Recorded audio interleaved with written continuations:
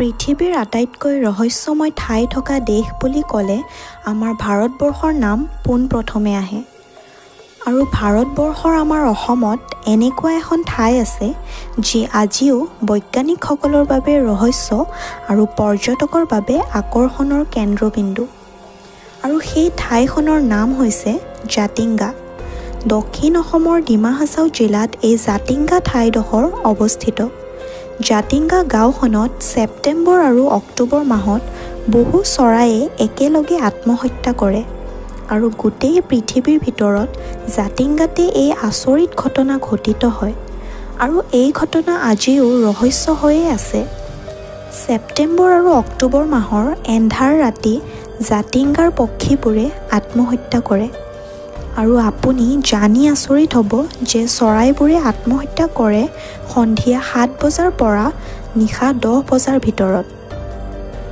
আৰু জানিব পৰা মতে চৰাইবোৰে কেৱল জাতিংগা গাঁৱৰে নহয় আৰু বিভিন্ন দেশ বিদেশৰ পৰা আহি তাত একেলগে আত্মহত্যা কৰে।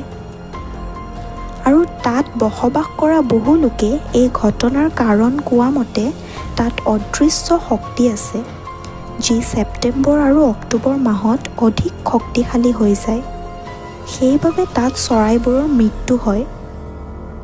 কিন্তু বৈজ্ঞানিকসকলে এই কথা মানি নলয়।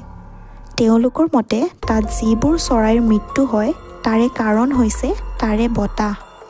তাত ছেপ্টেম্বৰ আৰু অক্টোবৰ মাহত বহু জোৰকৈ বতাহ বলে, যাৰ বাবে চৰাইবোৰে বেলেঞ্চ হেৰাই দিয়ে আৰু গছত খুন্দা লাগি তললৈ পৰি যায়। সেইবাবে চৰাইবোৰৰ মৃত্যু হয়। আৰু কিছুমান এক্সপাৰ্টছে গ্ৰেভিটেশ্যনেল ফ'ৰ্চকো ৰেছপনচিবল বুলি কৈছে, কাৰণ জাতিংগাত গ্ৰেভিটেশ্যনেল ফ'ৰ্চ বেছি আছে, যাৰ বাবে এই মিষ্টেৰিয়াছ ইভেণ্ট হয়। আজিৰ ভিডিঅ'টো ইমানেই আছিল। আশা কৰোঁ ভিডিঅ'টো চাই সকলোৱে ভাল পালে আৰু এনেধৰণৰ বহুতো আকৰ্ষণীয় ভিডিঅ' চাবলৈ চেনেলটো ছাবস্ক্ৰাইব কৰি দিব। ধন্যবাদ।